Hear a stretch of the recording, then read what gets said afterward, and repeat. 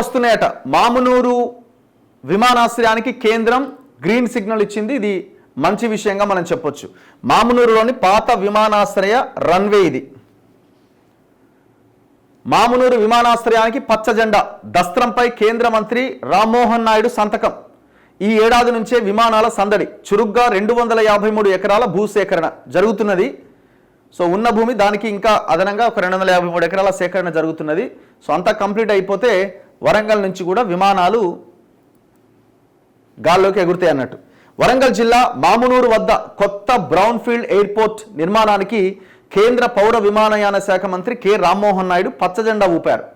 ఈ విమానాశ్రయానికి అన్ని అనుమతులు ఇస్తూ ఎయిర్పోర్ట్స్ అథారిటీ నిర్మాణం ప్రారంభించడానికి వీలుగా సంబంధిత దస్త్రంపై శుక్రవారం ఆయన సంతకం చేశారు.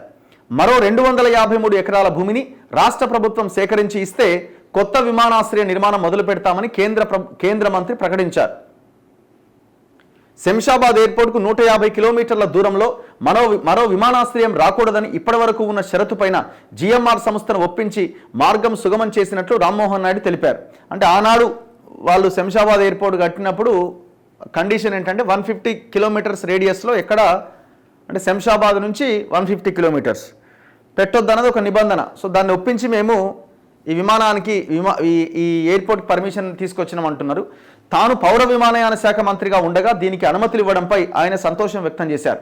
గత ఏడాది నవంబర్ 26వ తేదీన ముఖ్యమంత్రి రేవంత్ రెడ్డి ఢిల్లీ టూర్లో రామ్మోహన్ నాయుడును కలిసి విజ్ఞప్తి చేసిన నేపథ్యంలో కేంద్ర ప్రభుత్వం స్పందించి ఇందుకు ఉన్న అడ్డంకులు తొలగించింది. మొత్తానికి వరంగల్లో ఎయిర్పోర్ట్ రాబోతున్నది.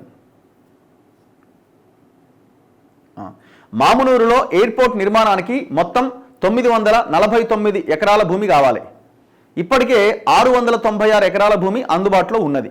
మౌలిక వసతులు A320 లాంటి విమానాలు నడపడం కోసం మరో 253 ఎకరాలు కావాలని ఏఐ కోరింది. ఈ మేరకు రాష్ట్ర ప్రభుత్వం 2024 నవంబర్ 17వ తేదీన భూసేకరణ కోసం వరంగల్ జిల్లా కలెక్టర్కు 205 కోట్లు మంజూరు చేసి మార్చిలోపుగా పూర్తి చేయాలి అని లక్ష్యంగా పెట్టింది.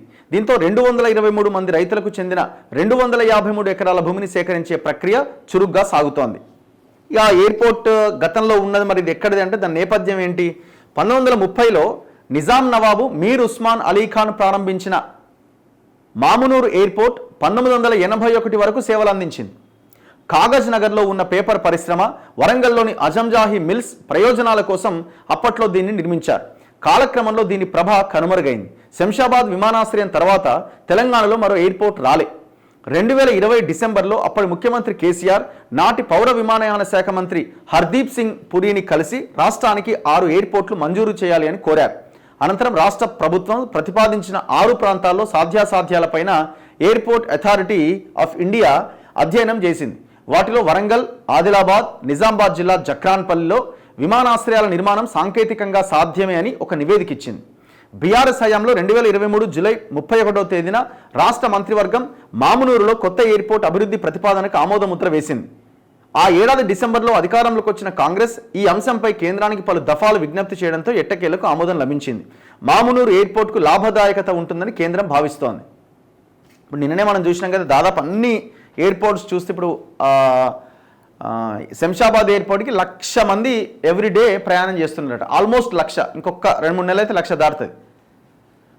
పోయిన సంవత్సరంతో పోలిస్తే ఈ సంవత్సరం ఆల్మోస్ట్ 22% వృద్ధి పెరిగింది. అంటే అంత ఎక్కువ జనం, 22% పైన జనం పెరిగినారు. సో కాబట్టి ఈ ఎయిర్పోర్ట్ కూడా అద్భుతంగా నడవడానికి అన్ని రకాల అవకాశాలు ఉన్నాయి. డిసెంబర్లోగా తొలి దశ పనులు పూర్తయితాయట.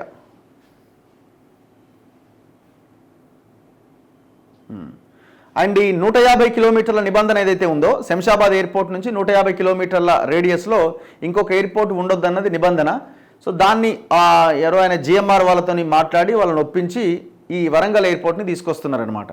సో ఈ నిబంధన కేవలం వరంగల్కు మాత్రమేనట. అంటే ఈ మినహాయింపు శంషాబాద్ అంతర్జాతీయ విమానాశ్రయం నుంచి 150 కిలోమీటర్ల దూరంలో మరో ఎయిర్పోర్ట్ ఉండకూడదు అన్న క్లాజ్ 5.2 నుంచి కేవలం వరంగల్ ఎయిర్పోర్ట్కు మాత్రమే మినహాయింపు ఉన్నట్లు పౌర విమానయాన శాఖ స్పష్టం చేసింది. ఈ మేరకు జిఎంఆర్ సంస్థ బోర్డ్ ఆఫ్ డైరెక్టర్స్ నిర్ణయం తీసుకొని కేంద్రానికి జనవరి 6వ తేదీన ఎన్ఓసి జారీ చేసింది. భవిష్యత్తులో నిర్మించే ఎయిర్పోర్ట్లకు ఈ మినహాయింపు వర్తించదని ఏఐ చైర్మన్కు రాసిన లేఖలో పౌర విమానయాన శాఖ స్పష్టం చేసింది. ప్రధానికి సీఎం కృతజ్ఞతలు. మోదీ సహకారంతో కళ సాకారమైంది. కిషన్ రెడ్డి. రేవంత్ రెడ్డి గట్టి ప్రయత్నం చేసిండు. సురేఖ. వేగవంతం చేస్తాం మంత్రి కోమటిరెడ్డి. ఇక మరి బీఆర్ఎస్ వాళ్ళు మాట్లాడేదా? అంటారుగా మా వల్లే వచ్చింది, మేమే ఉంటే మా వల్లే వచ్చేదని. అసలు ఆయన ఏమన్నా అడిగిండా? ఈ ముఖాలు ఏమన్నా పోయి ఇది కావాలా అది కావాలని నేను అడిగిరా? ప్రధానమంత్రి తెలంగాణకు వస్తేనే కలవకపోయాయి కదా దరిద్రులు. ప్రైమ్ మినిస్టర్ తెలంగాణకు వస్తే ఒక చీఫ్ మినిస్టర్గా కనీసం ఆయన కలవలే.